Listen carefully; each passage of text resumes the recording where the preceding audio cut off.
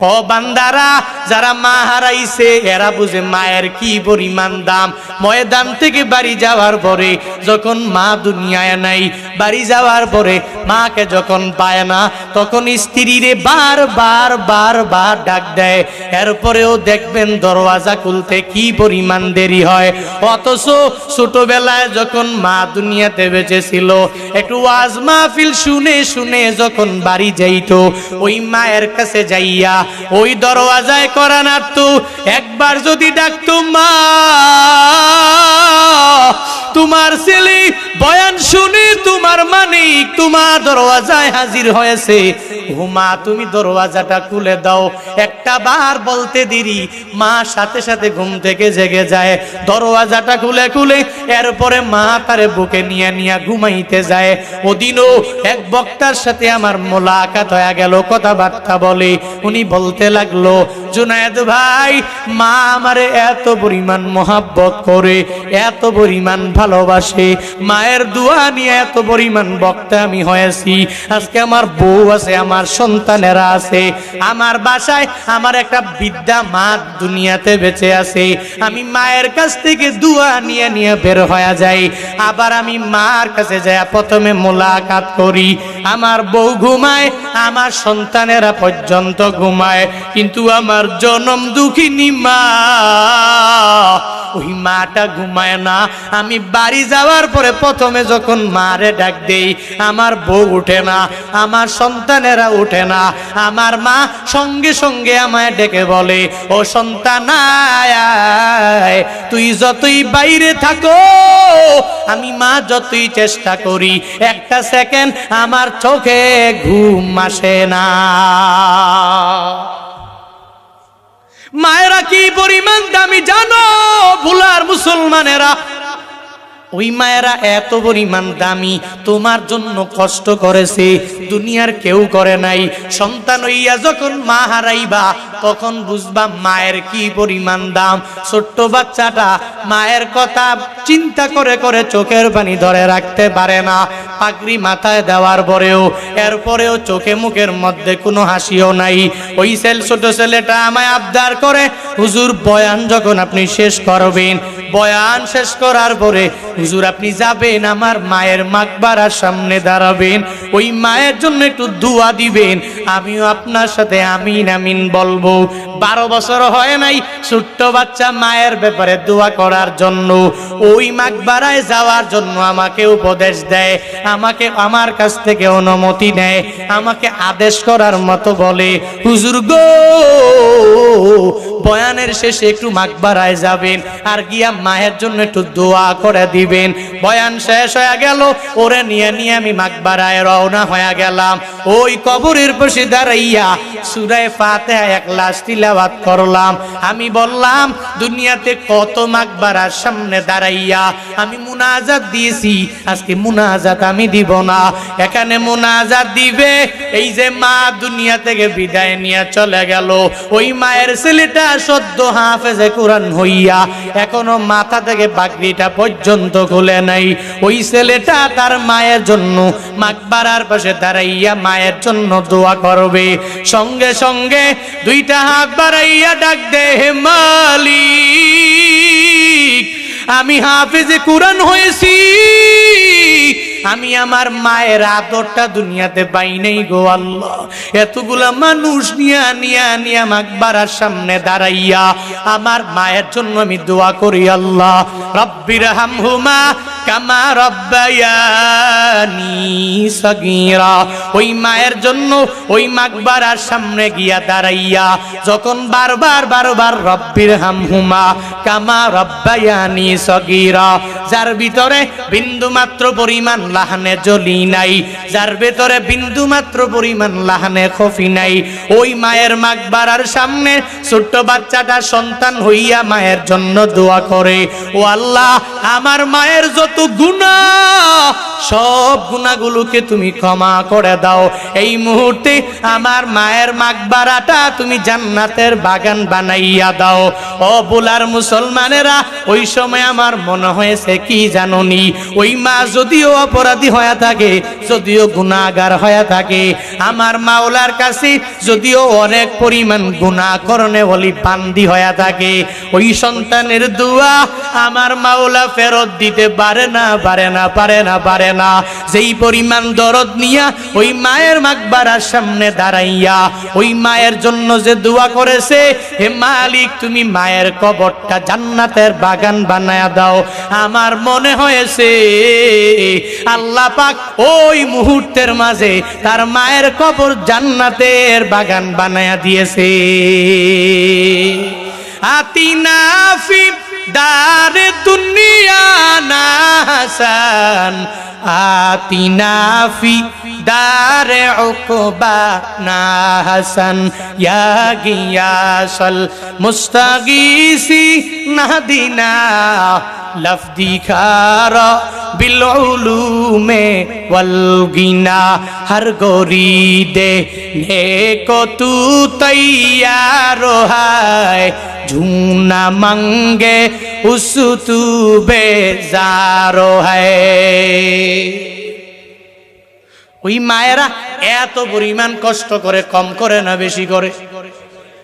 মানুষ এজন্য তো বারবার হুজুরেরাও বলে মাদ্রাসায় ছেলেটারে পড়াও, যদিও দুনিয়াতে টাকা নাই, বাড়ি নাই, গাড়ি নাই, লাখ লাখ বেতন পায় না, এরপরেও কি পরিমাণ দাম, কবরে যাওয়ার পাবে বান্দা টের বাবা। হাফেজে কোরআন যারা, এরা এদের মায়েরে ভুলে যায় না, এদের বাবারে ভুলে যায় না। ওই মাকবারার সামনে গিয়া দাঁড়াইয়া কি সুন্দর করে রবের দরবারে দোয়া করে। আল্লাহ পাক বলেন, এক নম্বরে তুই আমি আল্লাহকে ইতাআত করে নাও, আনুগত্য করে নাও।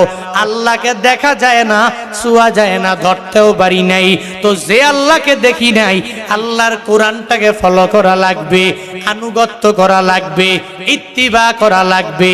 কোরআনে নামাজের বয়ান আছে না নাই? আছে না নাই? তো যদি থাকে তাহলে কোরআন যদি কেউ মানে, নামাজ পড়া লাগবে কি লাগবে না? লাগবে নি? কোরআন যদি কেউ মানে, যাকাত দেওয়া লাগবে কি লাগবে না? কোরআন যদি কেউ মানে, আতিম্মুল হাজ্জা ওয়াল উমরাতা লিল্লাহ, হজ এবং উমরা করা লাগবে কি লাগবে না? অটোমেটিক লাগবে। কেন?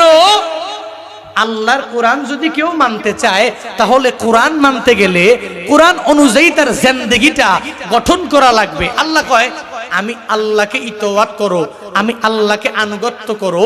এর মানে আল্লাহকে আনুগত্য করা মানেটা কি? বলে আল্লাহকে আনুগত্য করা মানেই হলো আল্লাহর কোরআনকে আনুগত্য করা। যারা করবে তো আল্লাহকে ফলো করা হয়ে যাবে। পড়েন না সুবহানাল্লাহ। তাহলে এক নাম্বার ইতাআত কার? আরো জোরে বলেন। এক নম্বরে কার? আল্লাহর। আল্লাহর মানে কোরআনের। আল্লাহ পাক সেই তৌফিক দান করুন। তো এক নম্বরে কে? আল্লাহ। এবার দুই নাম্বার কোরআনের পরে কি? বিদায় হাজার ভাষণের মধ্যে রহমাতুল লিল আলামিন দাঁড়াইয়া সোয়া লাখ সাহাবী আমার নবীর সামনে ওই দিন নবী কি বলেছেন? ও সাহাবায়ে কেরামরা, তারাকতু ফিকুম আমরাইন লাং তাদিল্লু মা তামাসসাকতুম বিহিমা, কিতাবাল্লাহ ওয়া সুন্নাতা রাসূলি। ও আমার উম্মতেরা শুনো, আমি তোমাদের মাঝে দুইটা জিনিস রেখে গেলাম। তারাকতু ফিকুম আমরাইন, দুইটা বিষয় রেখে গেলাম, দুইটা জিনিস রেখে গেলাম। লাং তাদিল্লু মা তামাসসাকতুম বিহিমা, কশিনকালেও তোমরা পথভ্রষ্ট হবা না, লাইনচ্যুত হয়ে যাবা না, লাইন হারাইয়া ফেলবা না। যদি তোমরা চলার পথে দুইটা জিনিস আঁকড়ায়া ধরতে পারো, এক নম্বরে কিতাব আর দুই নম্বরে নবীর সুন্নাত। এক নম্বরে কোরআন, দুই নম্বরে হাদিস। এই দুইটা জিনিসের আঁকড়ায়া ধরা লাগবে।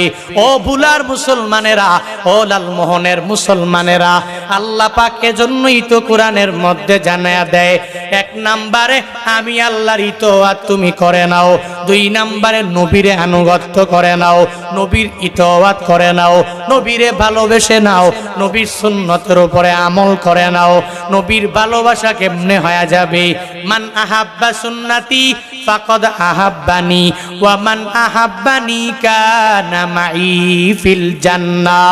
রাহমাতুল লিল আলামিন বলেন, যদি কেউ আমারে ভালোবাসতে চাও তাহলে আমার সুন্নতের ভালোবাসো, মানে আমার সুন্নত দ্বারা জিন্দেগিটাকে তোমরা গঠন করে নাও।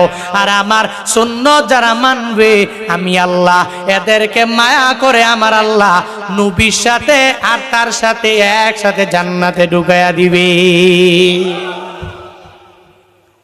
নবীর সুন্নতের আমল করা নবীরে ভালোবাসার সমান। যদি বললাম নবী আপনারে ভালোবাসি ভালোবাসি ভালোবাসি, জান দিয়া ভালোবাসি, প্রাণ দিয়া ভালোবাসি, এটা শুধু জবান দিয়া বললাম, কিন্তু অন্তর দিয়া আমি সুন্নতের আমল করে বুঝাইতে পারলাম না, কার্যে পরিণত করতে পারলাম না, তাহলে কি নবীরে মানা হলো নি? কথা বলো না কেন? মানা হলো। মানা কেমনে? এক প্রেমিকা প্রেমিকা প্রেম করে, আমগো সমাজে যুবকরা যুবতী মাইয়াগুলোকে প্রেম করে না? আরে বাপরে বাপ, এই যুবতীর লেগে এত পরিমাণ পাগল পারা, দেখবেন বারবার কয় আমি তোরে ভালোবাসি, আমি তোরে ভালোবাসি, তোরে ছাড়া বাঁচবো না, তুই যদি আমার বউ না হও তাহলে আমি জিন্দেগিতে বিয়াও করবো না। এভাবে বিভিন্ন কথা দুইজনের বলে, এত ভালোবাসে। এবার যুবতী মাইয়া কয় একদিন তারা টেস্ট করবো আসলেই কিতে আমারে ভালোবাসে নাকি মজা করে, আমাকে সেক দিয়ে কয়দিন করে চলে যায়। টেস্ট করার জন্য কয় তুমি আমার জন্য এই যেটা বিকাশ নাম্বার দিলাম, একটা বড় বিপদে পড়ছি, 20,000 টাকা পাঠাও। এত কয় খাইছে রে, তোমারে ভালোবাসি ঠিক আছে, মহাব্বত করো ঠিক আছে, কিন্তু টাকা দিয়া তো এত ভালোবাসা আমার দরকার নাই। যদি না দেয় এবারে মাইয়া কয় এই যে হারা জিন্দেগি লাগাইয়া আমারে কইলা আমি তোমারে ভালোবাসি ভালোবাসি, এ প্রত্যেকটা ছিল ফেক, হাকিকি তুমি আমারে বিন্দু মাত্র ভালোবাসো না, তুমি কার্যে পরিণত করে দেখাইয়া দিতে পারো নাই তুমি যে আমারে ভালোবাসো। তো নবীরে ভালোবাসি ভালোবাসি শুধু বললেই হয় না, নবীর সুন্নতের আমল করে এর উপরে ভালোবাসা দেওয়া লাগে। বছরে একবার 12 রবিউল আউয়াল আসলে বিশ্ব নবীর আগমন শুভেচ্ছার স্বাগতম বলে বলে র্যালি করলেই পরিপূর্ণ হক আদায় হয় না। নবীর সুন্নতের প্রত্যেকটার উপরে আমল করলে নবীর একজন খাঁটি সুন্নতি আহলুস সুন্নাতুল জামাতের অন্তর্ভুক্ত হওয়া যায়। চিল্লা এখন ঠিক কিনা? কিন্তু আমাদের সমাজে এমন কিছু ব্যক্তিরা আছে কি মনে করে বছরে একবার আমি র্যালি করব, যারা করবে না নবীর দুশ্মন, মানে হ্যাঁ করছে নবীর বড় আশেক, নাই গালে দাড়ি, পড়ে না নামাজ, এই যে সারাদিন নবীর আগমন শুভেচ্ছা স্বাগতম বলছে, পুরা দিন খালি বললই কই জোহর, কই আসর, কই মাগরিব, কই এশা, কই গেল। আল্লাহ পাক বলেন আমি আল্লাহকে ইতাআত করে নাও, আমি আল্লাহকে আনুগত্য করে নাও।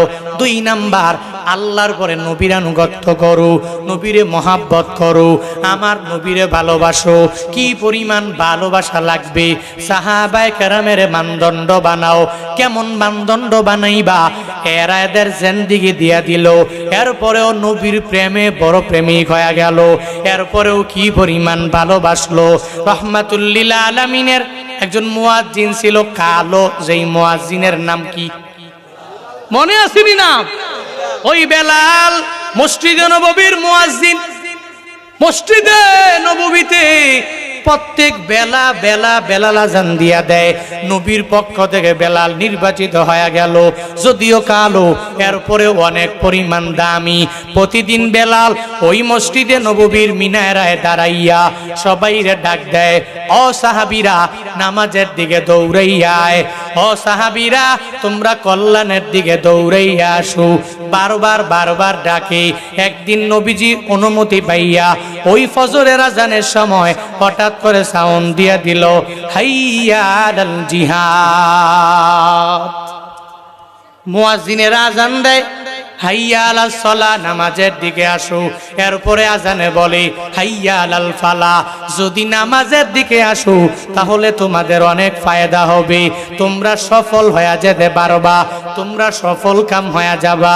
হযরতে বেলাল হঠাৎ করে ফজরের আযানে দিয়া দিল, হাইয়া আলাল জিহাদের সাউন্ড দিয়া দিল, জিহাদের দিকে আসো, তোমরা সবাই যুদ্ধের ময়দানে যাওয়া লাগবে।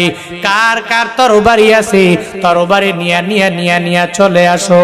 মসজিদে নববীর পাশে এক আল্লাহর বান্দি বিলালের এই সাউন্ড শোনার পরে চোখের পানি ধরে রাখতে পারে নাই, অটোমেটিক অশ্রুগুলো জরে জরে জরে জরে পড়ে। পাশে তার 7 বছর বয়সী একটা সন্তান শুয়ে রইল।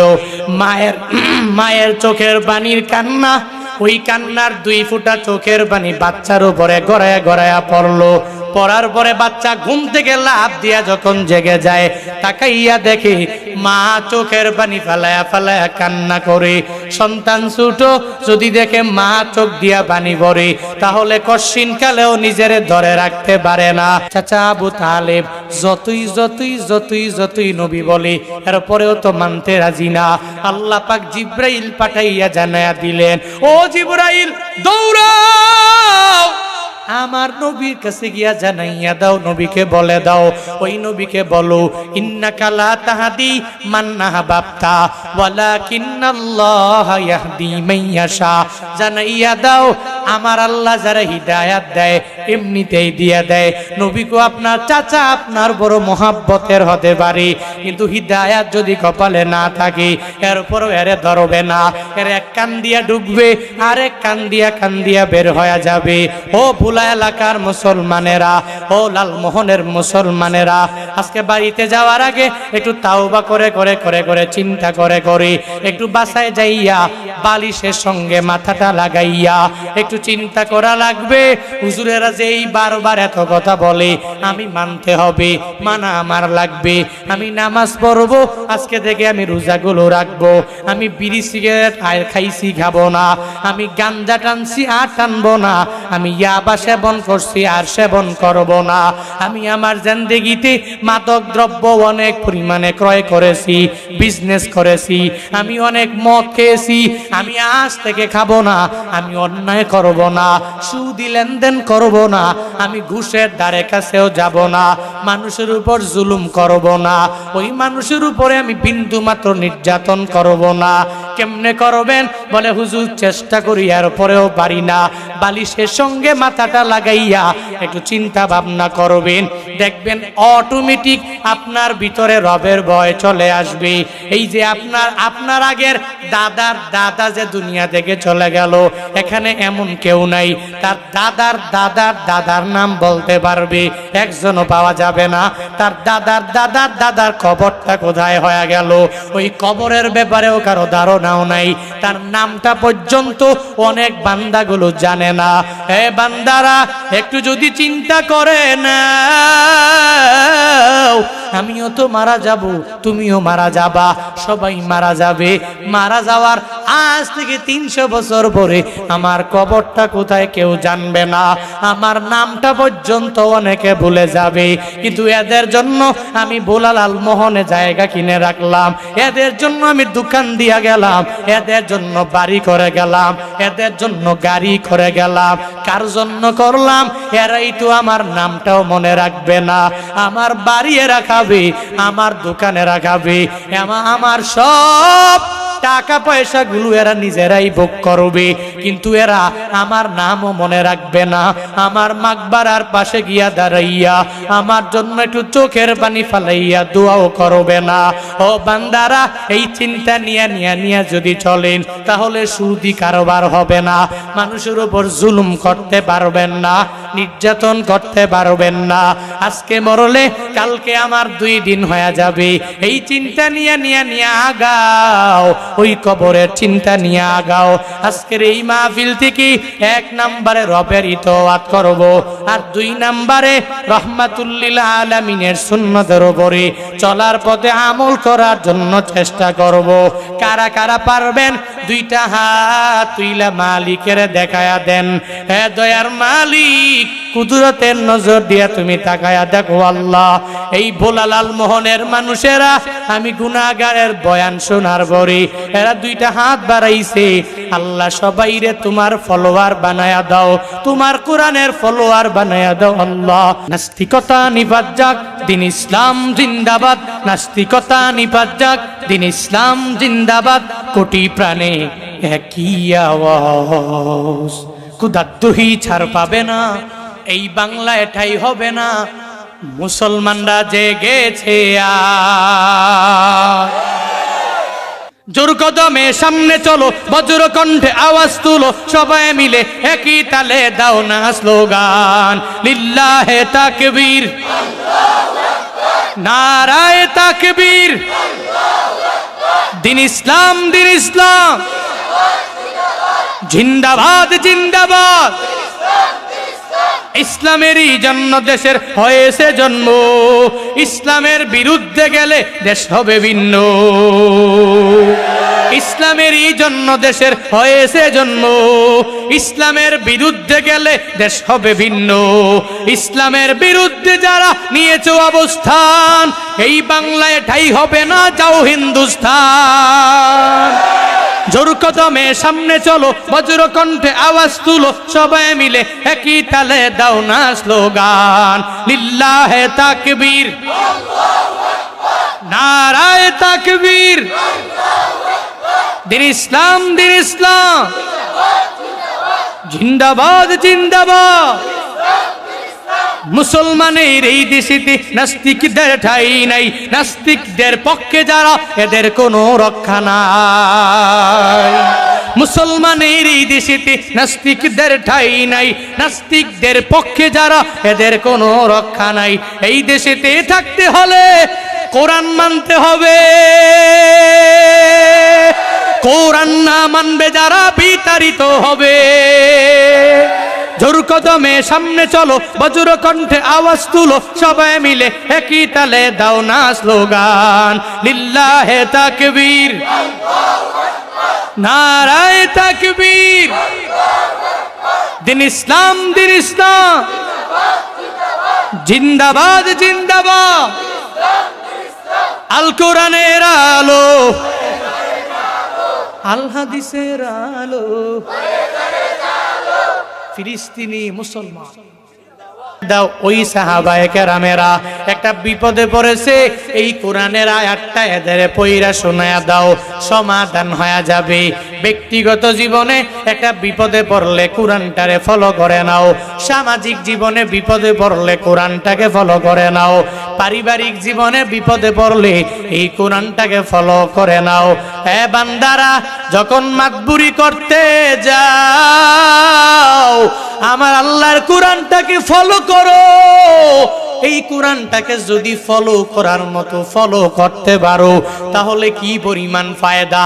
বলে আমার মাওলাকে অটোমেটিক ফলো করা হয়ে যাবে। আল্লাহকে যদি ফলো করতে চাও, আল্লাহর কোরআনটাকে ফলো করে নাও। আল্লাহর কোরআন ফলো করলে আল্লাহকে ফলো করা হয়ে যাবে, আল্লাহকে ইতাআত করা হয়ে যাবে, আমার মাওলাকে পরিপূর্ণ আনুগত্য করা হয়ে যাবে। এজন্য তো চলার পথে কোরআনটারে পুঁজি বানানো লাগবে, বিপদে পড়লে কোরআনটা খুলে খুলে সমাধান বের করা লাগবে। কিন্তু কপাল বড় খারাপ, আমগো সমাজের লোকেরা এখানে যারা বয়ান শুনতে আসছে, অনেকে আছে নিজে খাঁটি একজন মুসলমান, বড় ইমানদার, কিন্তু কোরআনটারে এখনো পর্যন্ত তিলাওয়াত করতে পারে না।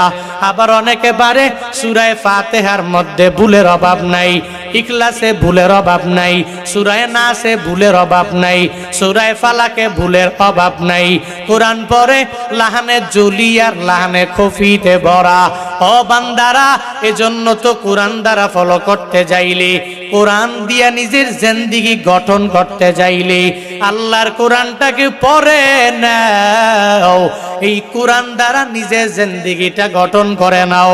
উলামায়ে কেরাম বিভিন্ন জায়গায় গেলে মাদ্রাসার ব্যাপারে বয়ান করে কি করে না? করেনি?